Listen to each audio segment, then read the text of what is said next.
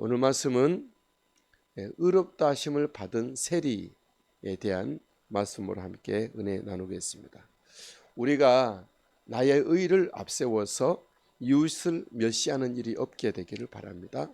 우리는 내가 아닌 하나님의 의롭다 하심을 가지고 우리가 주님 앞에 서고 사람들 앞에 서는, 또 겸손하면서도 하나님 앞에 정말 올바른 그런 우리들이 되길 바랍니다.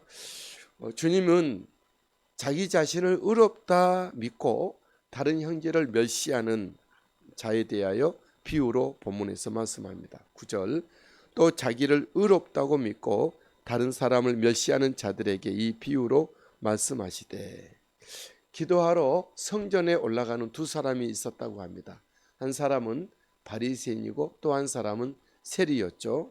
10절, 두 사람이 기도하러 성전에 올라가니 하나는 바리새인이요 하나는 세리라. 바리새인은 스스로 의롭다 여기며 기도를 합니다. 그런데 그 기도가 가관이 아니죠. 자기 자신을 다른 사람들과 같지 않는 특별 의식, 자기 스스로를 구별하고 있는 것이죠.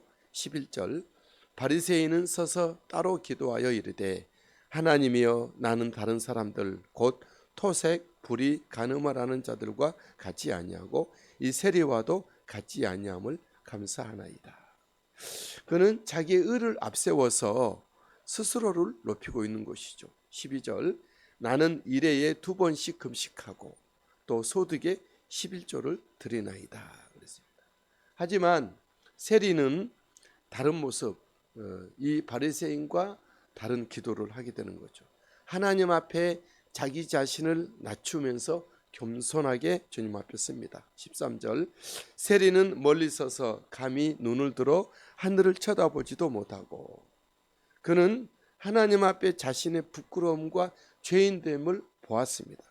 13절, 다만 가슴을 치며 이르되, 하나님이여 불쌍히 여기소서, 나는 죄인이로소이다 하였느니라 그랬습니다. 주님은 이 둘 중에 바리새인이 아닌 세리가 의롭다 하심을 받았다라고 말씀합니다. 14절, 내가 너희에게 이르노니 이에 저 바리새인이 아니고 이 사람이 의롭다 하심을 받고 그의 집으로 내려갔느니라 말씀하고 있습니다. 여러분, 바리새인은 그가 정말 11조를 하고 다른 사람들 같지 않게 토색도 않고 불의도 하지 않고 정말 그는 간음도 하지 않고 너무 잘한 것이죠. 하지만 그것이 자기 의가 돼서는 안 된다는 것이죠.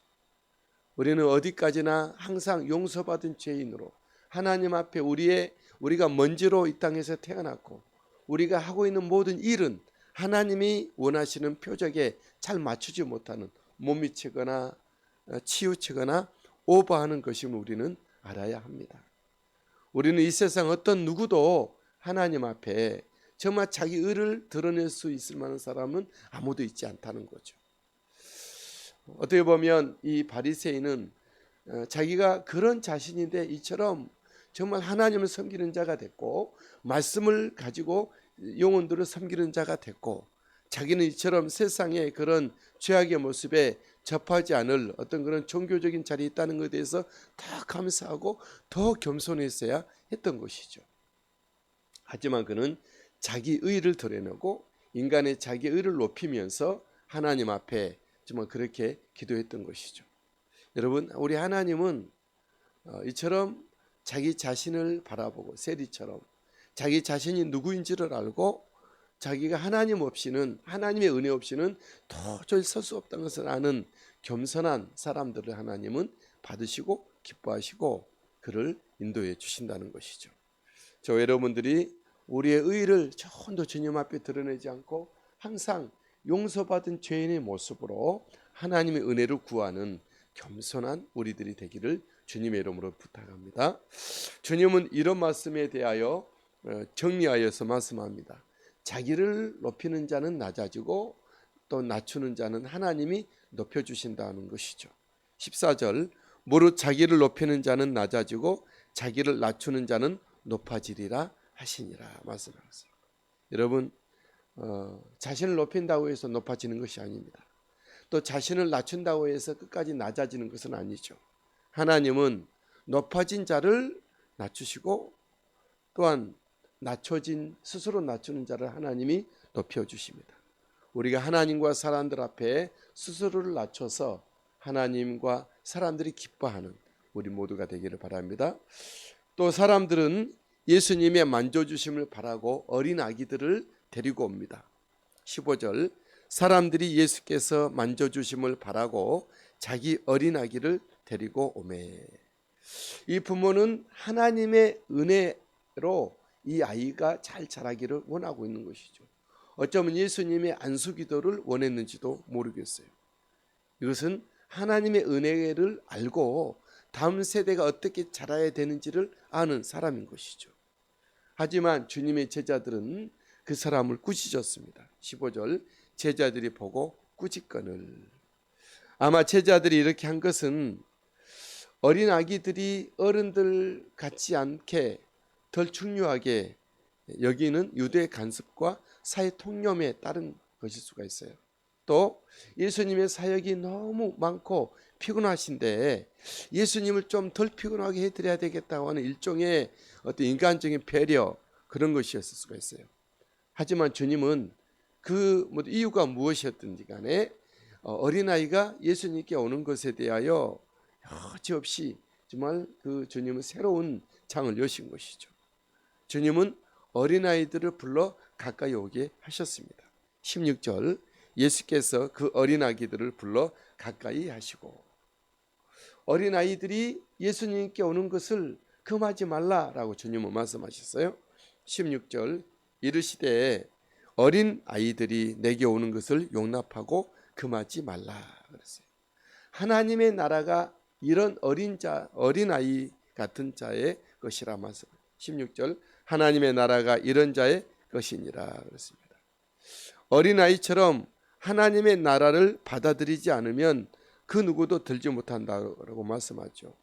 17절, 내가 진실로 너희에게 이르노니 누구든지 하나님의 나라를 어린 아이와 같이 받아들이지 않는 자는 결단코 거기 들어가지 못하리라. 여기서 말하는 어린 아이는 나이가 적고 그리고 키가 작은 아무것도 모르는 그런 아이들을 말하지 않습니다. 여기서 말하는 어린 아기란 하나님의 나라를 받아들이는 사람을 말합니다. 아무리 그가 바리새인이고 아무리 제사장일지라도 하나님의 나라를 받아들이지 못한다면 그건 어린아이가 아닌 것입니다. 하나님의 나라를 받을 만한 사람이 아닙니다. 아무리 나이가 어리고 또 나이가 많다 할지라도 세상에서 어떤 삶을 살았을지라도 그가 깨닫고 하나님의 나라를 받아들이고 하나님의 나라를 소망하며 임하여진 하나님의 나라를 받들어 섬기는 사람들이야말로 하나님의 나라의 주인공이 되는 것이죠. 생각해 보십시오. 우리 대한민국을 폄훼하고 우리 대한민국을 나쁘다고 말하고 대한민국을 정말 내가 정말 보지도 않겠다, 뒤돌아보지도 않겠다, 그런 사람들이 어떻게 대한민국 나라의 중심에 일할 수가 있겠습니까? 이처럼 하나님의 나라에 들어갈 사람은, 하나님의 나라에서 중심에서 일할 사람은, 하나님의 나라의 축복을 누릴 사람들은 누구죠? 바로 하나님의 나라를 받아들이는 사람들입니다. 이 땅에 임하여진 하나님의 나라를 정말 믿음으로 받아들이고 또한 우리가 전국적으로 들어가게 될 하나님의 나라 천국에 대해서 우리가 소망하는 우리 모두가 되시게 되기를 주님의 이름으로 축복합니다.